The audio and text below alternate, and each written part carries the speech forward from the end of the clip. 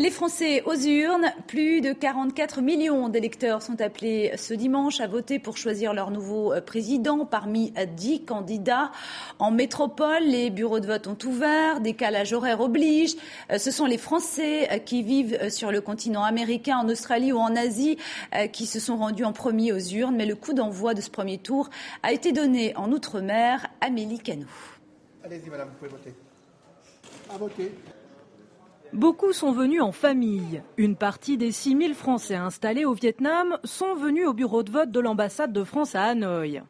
Il a ouvert ce dimanche matin à 8h, heure locale, 6 heures avant le début du scrutin en métropole. Et il en va de même pour tous les expatriés. Pour la première fois, ils votent en avance, décalage horaire oblige.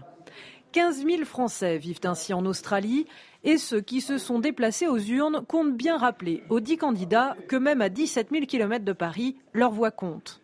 Nous, Français de l'étranger, on n'a pas beaucoup l'occasion de voter. Donc la présidentielle, c'est l'occasion ou jamais pour s'exprimer et montrer qu'on existe.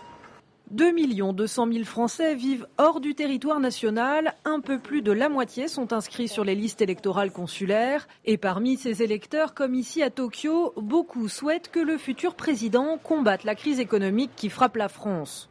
J'espère qu'il va prendre des mesures pour assainir la situation de la France et permettre à l'Europe de redresser une situation catastrophique de sa dette. En France métropolitaine, les bureaux de vote ont ouvert depuis quelques heures, mais sur le continent américain, le scrutin du premier tour est lui terminé car le vote a eu lieu samedi. C'est l'archipel de Saint-Pierre-et-Miquelon, au large du Canada, qui avait donné le coup d'envoi samedi midi.